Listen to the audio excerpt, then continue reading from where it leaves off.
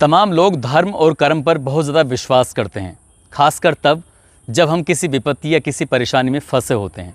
ऐसे में हम भगवान को और अल्लाह को बहुत ज़्यादा याद करते हैं और हमारी इसी कमज़ोरी का कोई ना कोई फ़ायदा उठाकर हमारा इस्तेमाल करता है। आज की जो सच्ची घटना मैं आपको सुनाने जा रहा हूँ, इस सच्ची घटना में भी कुछ ऐसे ही होता है। कमज़ोरी थी, परेशानी थी, दुख में थे और इसी दुख का, इसी कमज़ोरी, इसी परेशानी का फ़ायदा उठाते हुए कुछ इतना फ़ायदा उठाया जाता है कि बस उनकी इज़्ज़त, उनके आबरू सब कुछ लुट जाती है, बर्बाद हो जाते हैं। एक दो नहीं, परिवार के ही 3 खास रिश्ते थे, तीनों के साथ ही ऐसा होता है। और जब इस परेशानी की शिकायत को लेकर थाने जाते हैं तो पुलिस उन्हें टरकाकर भगा देती है, कहती है कि तुम जाओ यहाँ से। बस बार बार चक्कर काटना उन्हें इतना परेशान कर देता है कि तब कहीं मजबूर होकर परिवार का एक सदस्य एक वीडियो बनाता है और वो वीडियो सोशल मीडिया पर कुछ इस कदर वायरल होता है, तब कहीं जाकर पुलिस की और प्रशासन की आंखें खुलती हैं। और आंखें खुलने के बाद जब लोगों को इस बात की सच्चाई सामने आती है तो लोग हैरान हो जाते हैं, परेशान हो जाते हैं कि हम लोग क्यों धर्म कर्म के चक्करों में फंस जाते हैं, क्यों लोग हमारा फ़ायदा उठाते हैं।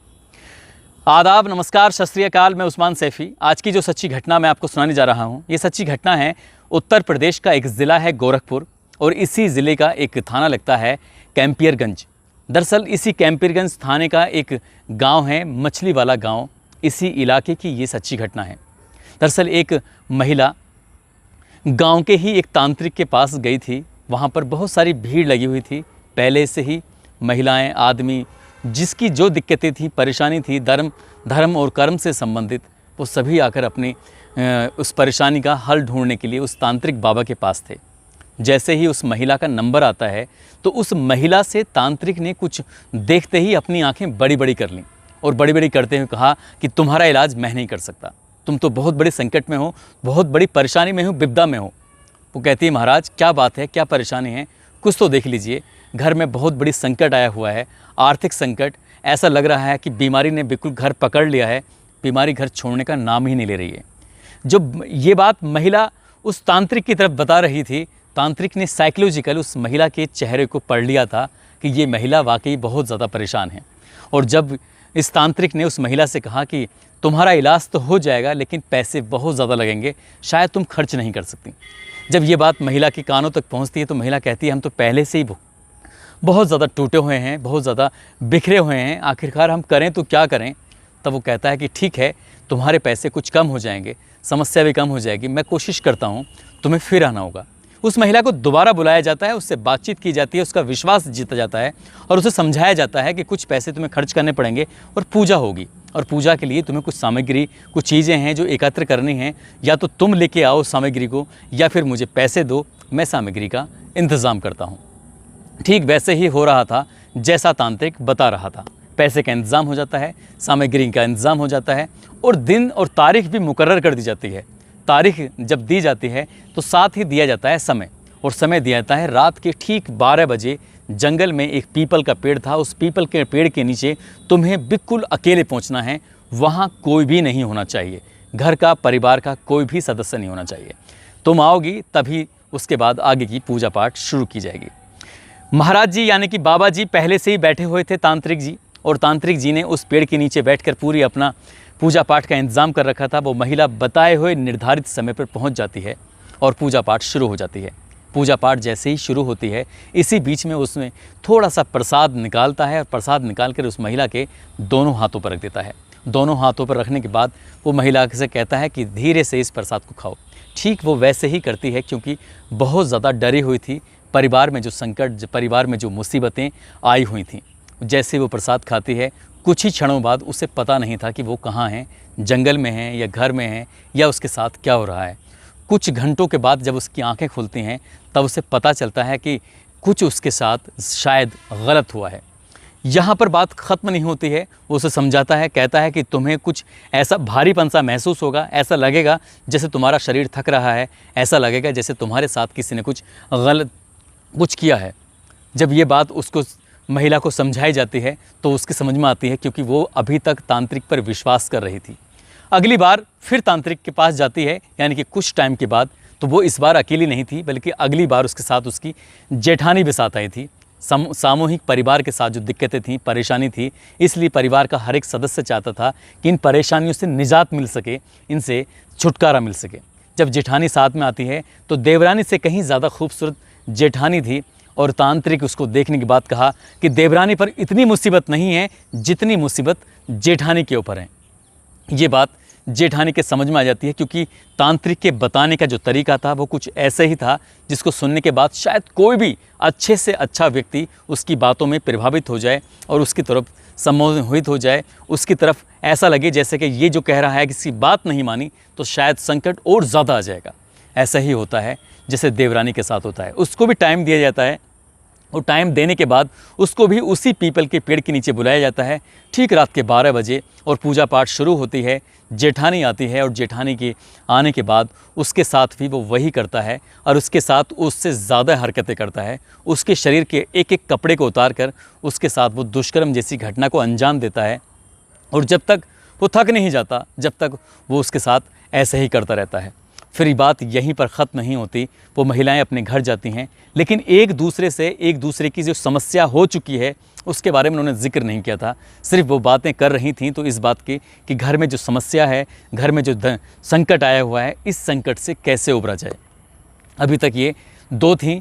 परिवार की एक और महिला होती है जो कि इन्हीं के परिवार से बिल्कुल खासम खास थी। वो महिला भी तांत्रिक के पास ऐसे ही अपनी समस्या लेके जाती है, और समस्या ले जाने के बाद जब उसके साथ भी वही हरकत जो देवरानी और जेठानी के साथ होता है, तब उस महिला को कुछ थोड़ा होश था, और होश आने के बाद उस महिला ने उन दोनों देवरानी और जेठानी से बातचीत करते हुए कहा कि शायद मुझे ऐसा लगता है कि तांत्रिक ने हमारे साथ, यानी कि मेरे साथ कुछ गलत किया है। उसने ऐसा पूरी प्रक्रिया, जो तीसरी महिला होती है वो देवरानी और जेठानी को बारी बारी से बताने की कोशिश करती है, तब उनके समझ में भी आता है कि शायद उनके साथ भी ऐसा ही हुआ है। एक बार फिर वही बात होती है और तांत्रिक उनके साथ फिर 1-2 बार नहीं, कई बार ऐसे ही दुष्कर्म जैसी, बलात्कार जैसी घटना को वो अंजाम देता है। तब उन महिलाओं की कहीं आंखें खुलती हैं, और आंखें खुलने के बाद उन्होंने अपने अपने पति, अपने अपने परिवार के सदस्यों से इस बात का जिक्र किया कि तांत्रिक ने उनका फ़ायदा उठाकर, उनकी समस्या का फ़ायदा उठाकर, उन्हें के अंदर मौत का डर बैठाकर तांत्रिक ने ये बोला था कि अगर तुमने मेरी बात नहीं मानी या तो तुमने ये पूजा नहीं कराई तो तुम्हारे परिवार के एक एक सदस्य धीरे धीरे ख़त्म हो जाएंगे, और इसके लिए तुम जिम्मेदार होगी। जब ये बातें उन महिलाओं से कही जा रही थीं तो महिलाएं डर जाती हैं, और डरने के बाद उनके साथ ऐसे ही जब रेप होता है, बलात्कार होता है, और ये बात जब घर वालों के समझ में आती है तो घर वालों ने बिल्कुल भी रिस्क नहीं लिया, सीधा वो नज़दीकी पुलिस स्टेशन जाते हैं, और वहाँ जाने के बाद उस तांत्रिक की जो हरकतें थीं, जो उसकी गंदी बातें थीं, वो सारी बात जाकर बताते हैं। लेकिन पुलिस वाले जो होते हैं इस मामले को कतई भी गंभीरता से नहीं लेते, और उन्हें कहीं ना कहीं टरका देते हैं, परेशान कर देते हैं। जब ये बात जिन्हें परेशान करते हैं, टरका देते हैं, पुलिस वाले सुनते नहीं हैं। यही सही कहा है किसी ने कि पुलिस को लेकर जो लोगों की अमून राय होती है वो ज़्यादा अच्छी नहीं होती है, और वजह यही है कि कोई व्यक्ति कितने ही दुख में, कितनी ही परेशानी में पुलिस के पास जाए, पुलिस उसकी पहली बार में सुनती ही नहीं है, उसको डांट कर फटकार कर भगा देती है। परिवार के लोग जब परेशान हो जाते हैं तब 1 सितंबर 2022 की रात लगभग 9 बजे के आसपास इसी परिवार का एक सदस्य एक वीडियो बनाता है, और वीडियो बनाने के बाद पूरी परेशानी अपनी इस वीडियो के माध्यम से लोगों को बताने की कोशिश करता है। ये बात वो एसएसपी और डीएम प्रशासन और शासन तक पहुंचाने की कोशिश करता है। कहता है कि हमारे घर में ये समस्या हुई है, तांत्रिक ने कुछ ऐसा किया है। धीरे धीरे वो वीडियो सोशल मीडिया पर अलग अलग व्हाट्सएप के ग्रुपों में जब तैरने लगता है, जब यही बात एसपी, डीएसपी, एसएसपी तक पहुंचती है, उच्च अधिकारियों तक पहुंचती है, तब कहीं जाकर अधिकारियों की नींद टूटती है, और अधिकारी इस मामले को गंभीरता से लेते हुए तहरीर के आधार पर मुकदमा दर्ज कराते हैं। और मुकदमा दर्ज कराने के बाद जो आरोपी होता है तांत्रिक श्याम बिहारी, उसको गिरफ्तार किया जाता है। जब इस मामले की पड़ताल की जाती है तो ये बात बिल्कुल सच पाई जाती है, क्योंकि इस व्यक्ति ने इन 3 महिलाओं के साथ बलात्कार पर बलात्कार किया था, बारी बारी से इनका फ़ायदा उठाया था। पुलिस की कोशिश है कि इस व्यक्ति के पास, यानी इस तांत्रिक के पास, इस बाबा के पास बहुत सारी औरतें, बहुत सारे लोग ऐसे ही आते जाते रहे हैं। यहाँ के जो डीएसपी हैं योगेंद्र सिंह, वो कहते हैं इस मामले की जांच प्रक्रिया जारी है, आगे भी इसमें जांच की जाएगी। साथ ही जिन महिलाओं की या अन्य किसी महिलाओं के साथ यदि ऐसा हुआ है तो या तो वो पुलिस के पास आकर बताएं, अपनी तहरीर दें, अपनी शिकायत दर्ज करें, ताकि उस आरोपी के विरुद्ध और भी कड़ी से कड़ी धाराओं में कार्रवाई की जा सके। लेकिन उस तांत्रिक के ऊपर जो आरोप लगे थे वो कहीं ना कहीं सिद्ध हो चुके हैं। इसकी हालांकि पुलिस अभी पूरी तरह से पुष्टि नहीं कर पाई है। जल्द से जल्द चार्जशीट लगाकर उसकी पुष्टि कर और जो मेडिकल रिपोर्ट है, ये सारे सबूत इकट्ठा करके उस आरोपी को सख्त से सख्त सज़ा दिलाने की पुलिस कोशिश कर रही है। देर से ही सही, भले ही, लेकिन पुलिस अपनी तरफ से अब सजग हो गई है, सतर्क हो गई है और इस आरोपी को कड़ी से कड़ी सज़ा दिलाने में तैयार हो गई है। दोस्तों, इस घटनाक्रम को सुनाने का उद्देश्य किसी को परेशान करना नहीं है, किसी का दिल दुखाना नहीं है, बल्कि आपको जागरूक करना है, आपको सचेत करना है। लेकिन जब कभी अगर आपके ऊपर कोई समस्या आए, परेशानी आए, इसका मतलब ये नहीं है कि आप कहीं भी जाकर, बहुत सारे लड़के लड़कियां ऐसे होते हैं फेल हो जाते हैं, पास होना चाहते हैं, किसी के बच्चे पैदा नहीं होते हैं, ज़मीन में कुछ दिक्कतें आ जाती हैं, आर्थिक संकट आ जाता है, तब ऐसे मामलों में लोग तांत्रिक और बाबाओं की ओर रुख करते हैं, मौलवियों की ओर रुख करते हैं और वो उसी का फ़ायदा उठाकर कहीं ना कहीं आदमी के साथ छल करते हैं। इसलिए ऐसे ना चले जाएं, क्योंकि इनके पास ऐसा कुछ नहीं होता है। अगर इनके पास कुछ होता तो सबसे पहले ये अपना भला करते। दोस्तों, जाते जाते कुछ लोगों की जो जन्मदिन हैं, उन जन्मदिन में मुकेश कुमार राठौर हैं, मुस्कान हैं, इनका 2 सितंबर को जन्मदिन था। नईम कुवैत से हैं, अरशद अंसारी मुंबई से हैं, नक्श सुजीत कुमार, रवीना कुमारी हैं रामलाल राजस्थान से, और जैनब मलिक हैं, दीपक कुमार हैं, सुलेमान सिद्दीकी हैं। इन सभी को जन्मदिन की बहुत सारी शुभकामनाएं, बहुत बहुत मुबारकबाद। साथ ही शिफत खान वारसी हैं, मुकेश मीना हैं, इकबाल मलिक गजरोला से हैं, मोहम्मद आज़ाद खान अलवर से हैं, मोहम्मद मेहताब अब्बासी मुजफ्फरनगर से, विनोद कुमार रायबरेली से, तिलक नेपाल से हैं, और आबिद खान बरौली से हैं, कृष्ण कुमार बिहार से हैं, राव यासीन लाहौर से हैं, हनुमान वर्मा राजस्थान से हैं, अमरनाथ कुमार चौधरी मधुपुरा बिहार से हैं, रुकुमुद्दीन मेवात से हैं, अहबाब खान बदायूं यूपी से, प्रवीण यादव अमरोहा से, शाहिद खान माधोपुर से, जियाउर रहमान, गुलाम सरबर, शफीक मलिक, शौकीन सैफ़ी, और साथ ही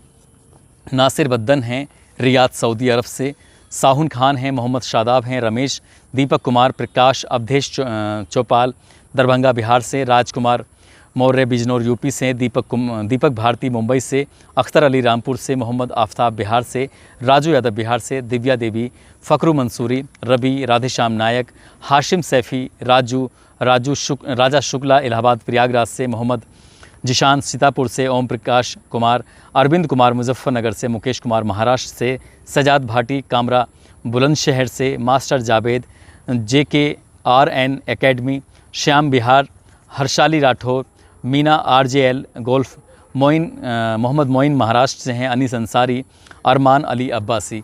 आप सभी ने नाम लेने की अपील की थी यूट्यूब और फेसबुक पर, और साथ ही अगर आप लोगों को भी नाम अपने लेने की अपील करनी है तो आप अपना पूरा नाम फेसबुक और व्हाट्सएप के फेसबुक और यूट्यूब के कमेंट बॉक्स में ज़रूर कर दिया करें। दोस्तों, अपना ख्याल रखें, सुरक्षित रहें। जय हिंद, जय भारत।